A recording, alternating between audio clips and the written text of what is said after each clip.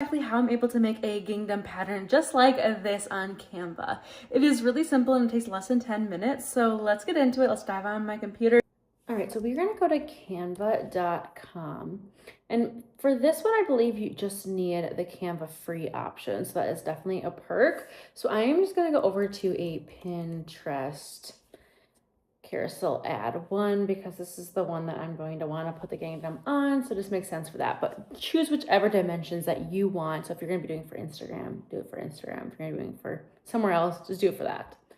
I'm going to go over to elements and I'm going to type in a square because that's where we're going to need today. We're going to click 4 squares. So 1, 2, 3, 4. I'm going to resize it down just to make sure it fits good. So all you do is you click on the screen and then you hover over just like that. And then I'll have all 4 of them. Now I'm gonna go and just place them next to each other. So you're gonna kind of hold and then just wait till they're aligned with each other like that. And you're gonna do that for all 4 squares. This first one on the top left, I'm gonna choose just a white. That's just gonna be my base. And then I'm going to choose on the top right a different color pink. So I want this lighter pink. And then the bottom, I'm gonna do this tan. And then for this one, I like to just click on the pink color, so like the top color, whatever one you did on your top right color. And then I will go over to this add new color, so it's gonna bring up that color code. And then I like to just bring it a little bit darker. So this is like kind of like the mesh. So if you're gonna be doing 2 different colors, you gotta think like what's gonna be the mesh color. If you don't wanna do that route, you can do something completely different. That's just what I'm gonna do for this video's sake. All right, so I think that looks good. Now I'm gonna go and just hover over it again and I'm going to resize it down. I actually am going to group these together just to make it a little bit easier. And then I am going to duplicate. I'm gonna bring it over and do the same thing. So I can go ahead, hover over them, group them, bring it over, and then I'm going to duplicate it. Just like that. Now we can grab, these are not actually aligned right now. There we go.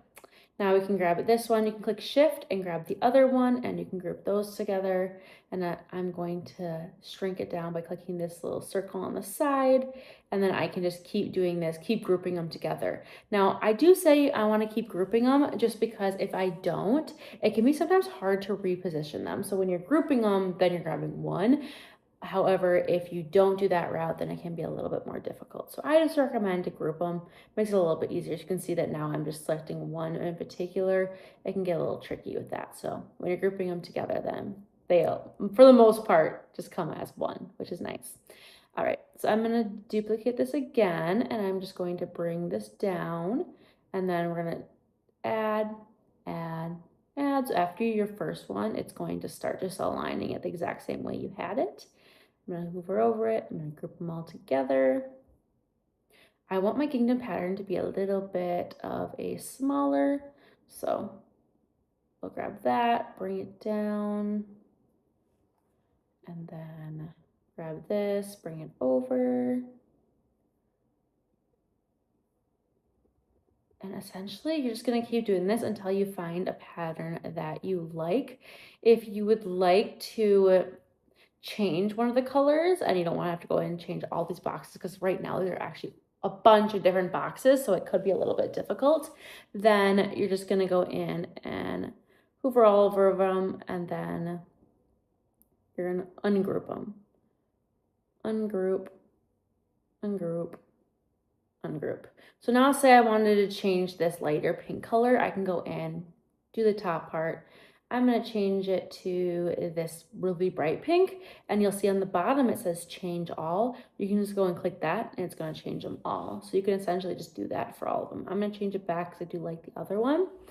And then I'm going to go over, group them again, just so I can go and copy them a little bit easier. I've found that if I don't do the grouping part, it gets a little bit tricky when you're trying to copy it down, which that's no fun. All right, so we're going to go shift, group them together, group. Oop, I just ungrouped them. Group. There we go. And then I'm going to just go over it and duplicate it to do the bottom. And that's actually how easy it really is. I feel like I always thought it was more difficult to make a gingham pattern, but it is definitely really easy to do it. One other thing I want to show you is transparency, because it actually makes it a little bit more of an elevated look. So essentially what you're going to do is click onto transparency, and you can bring it down to give it more of a faded look. And sometimes this is really good for backgrounds because you don't want it to be like the main focus, but you definitely want it to still be there. So this is really fun to play with. You can see that this is the full, you can see it all the way, but then also you can just move the transparency down just a little bit.